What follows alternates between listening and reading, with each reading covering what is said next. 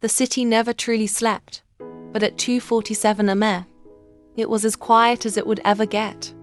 The streetlights cast a soft golden glow over the cobbled pavement, and the distant hum of cars was a lullaby to those who wandered the streets at odd hours. Nia pulled her coat tighter around herself, shivering as the cold air kissed her skin. She wasn't supposed to be out this late, but fate had a way of pulling her into places she didn't belong. And tonight, fate brought her to him. She spotted him sitting alone at an outdoor cafe, a steaming cup of coffee in one hand, a cigarette lazily balanced between his fingers. His dark curls were slightly tousled, his sharp jawline accentuated by the dim glow of a nearby lamp. He looked like he belonged to the night itself. Nia wasn't the type to approach strangers, but something about him made her stop, made her hesitate. She almost walked away, but before she could take a step, his voice cut through the stillness. Couldn't sleep either. She turned back, startled. His deep brown eyes met hers with an unreadable expression. Yeah, something like that, she admitted. He gestured to the empty chair across from him. Join me? She should have said no.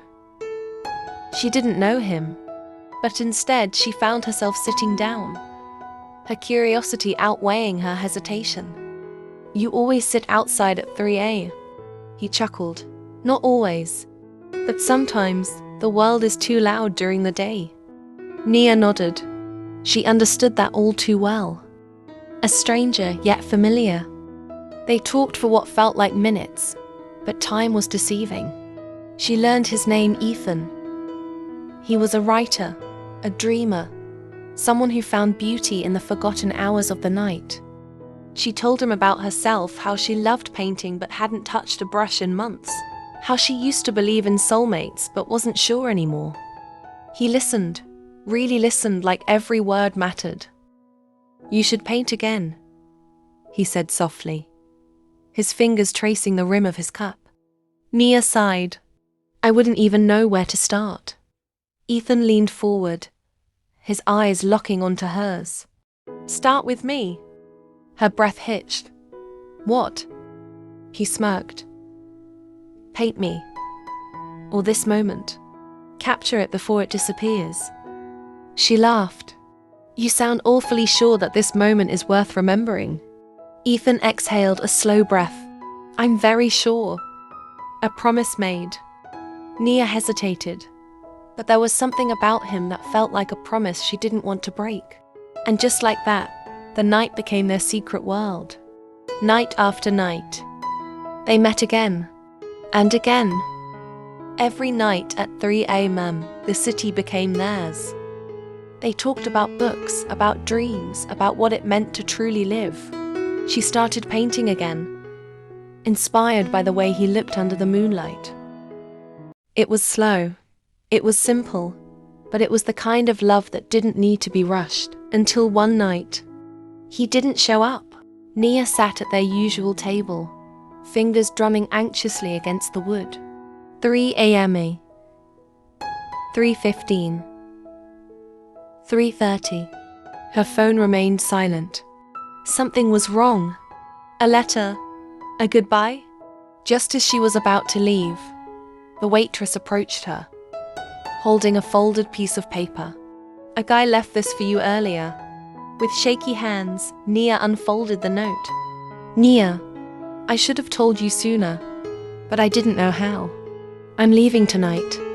It wasn't planned, but life has a way of pulling me in directions I don't expect. Thank you for making me feel alive again. I won't forget you. Ethan. Her heart clenched. No, this wasn't how their story ended. She had to find him. A race against time. Nia ran through the streets, the night blurring around her. She had no idea where he was, but she refused to believe that he was just gone. She checked the train station first. Nothing. The airport. Empty. Finally, as the first hints of dawn crept into the sky, she reached the bus station.